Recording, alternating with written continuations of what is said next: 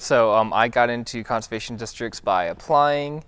First and foremost, I moved here from the West Coast, so I moved to an entirely different ecosystem, a different region, a different line of work. My background is not really in ag. My degree is in environmental conservation, which is pretty broad, which allowed me to have the pick of the crop. And so I was applying and I saw conservation districts, and I had heard of conservation districts, especially out west.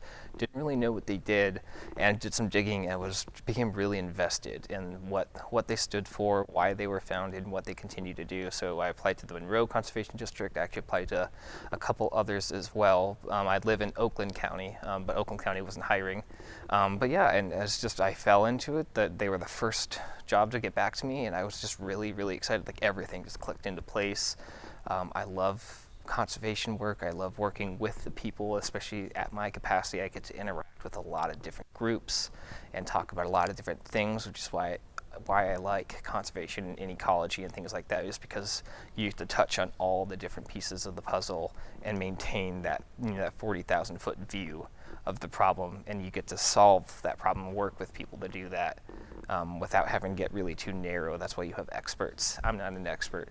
I'm a generalist, and I like to stay touching all the different pieces and working with the puzzle for a cohesive answer. So that's why I like conservation.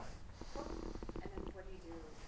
What's your title with the conservation? So my job title is a conservation specialist. I am one of 4 in the state at the moment. So our particular job titles are in the Western Lake Erie Basin. So we have one at Monroe County, which is where I'm at, Washtenaw County, Lenawee County, and Hillsdale County.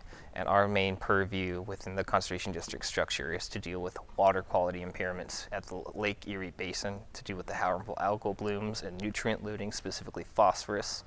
And so my particular job and objective is to do targeted and focused outreach and conservation implementation in our basin to reduce phosphorus loading from agricultural fields and related contributors and sources of pollution to the Western Lake Erie Basin to meet state, national, and international goals. I deal specifically with on-farm consultation. I reach out to targeted individuals who have the highest likelihood of contributing either soil runoff or nutrient runoff into water bodies that feed directly into Lake Erie. And I reach out to those individuals through a number of different modeling and on-the-ground research and data, and try to figure out who has the largest footprint, who could have the biggest impact by implementing conservation. And we start with those players, and then we work our way back. So it's really targeted, focused outreach.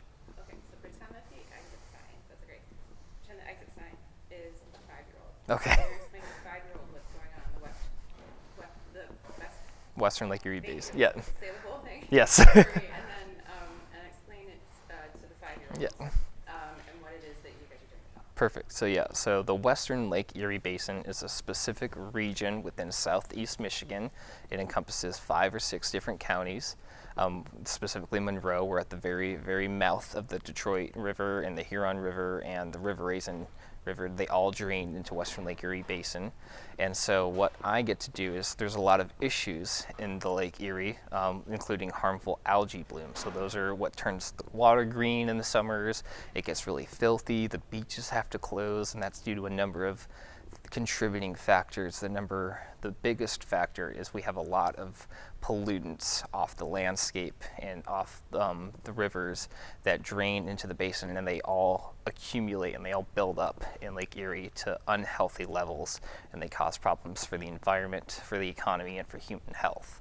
And so my job is to look at those pollutants, where are they coming from, and how can I work with people in the area to help reduce runoff and to reduce pollutants entering Lake Erie, so that we don't have these big green goopy messes that in Lake Erie that disallows us from fishing, from being able to go swimming safely, from enjoying Lake Erie, which is one of the best parts of living in southeast Michigan, is being right there on the lakefront.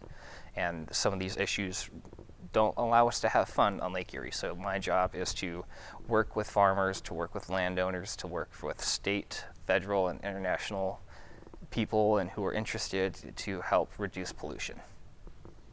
What's your favorite natural feature of Lake Erie? So I'm still relatively new to Michigan. I moved here in August, but my dad's side of the family grew up throughout Metro Detroit, Madison Heights, Dearborn Heights, Sterling Heights, Warren. So my favorite part of Lake Erie is just Metro Detroit's proximity to it. Like for me, I grew up in Colorado. Big natural bodies of water were pretty much non-existent. The only large lakes or beachfronts that we ever had were reservoirs, and they were pretty gross and they didn't feel natural because they were man-made. And so being somewhere like Metro Detroit or Monroe, where it's 33% of Michigan is in Metro Detroit, and being that close to this beautiful body of water with beaches and gorgeous summer views and the sunsets, it's very surreal for me growing up in an area that was very arid and didn't have a lot of beachfronts and access to that kind of the natural water and that fresh water that you just get to enjoy and boat and swim. Didn't have that growing up, so that for me is my favorite part, is having just a quick drive to a beachfront where I can enjoy the recreation and the natural beauty that Lake Erie brings to Southeast Michigan. So for me, the most amazing thing that conservation districts do is they use federal, international, they use very big resource pools and tools and funding, and they put it at the local level. They bring local needs. They are local first, local serving, and local focused. So that's my favorite part and the most impressive part about conservation districts, is that they know their county, they know their area, they represent the local needs that sometimes get left out of the bigger picture. And so they make sure that they're advocating and are representing the best interest of their local needs to make sure that that's met at a higher level where all the resources are. So that's I think the most amazing thing that conservation districts provide, is focused, local, and just they represent the people that they serve, which isn't always the case.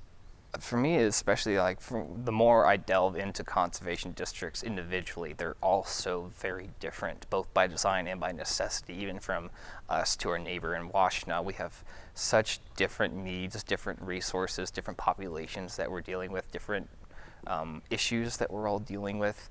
But MACD I've been really impressed that they provide such a unified front. They provide this great network that allows the different districts to pull and to utilize shared resources to achieve our different goals together, which is really hard to do when you're working with such different needs and demographics, say from us in Monroe County all the way up to Ottawa Lake on the west side of the state, all the way up to Grand Traverse up north. It's a very diverse state with a lot of diverse needs and a lot of diverse people, and MACD has done a really good job of pulling all of those needs together as a unified body that represents all conservation districts and make sure that everyone is getting their needs addressed and their concerns are being addressed and worked on. So I think that's been the best part of MACD, is bringing that all together and providing a network for everybody to utilize, because many hands make light work.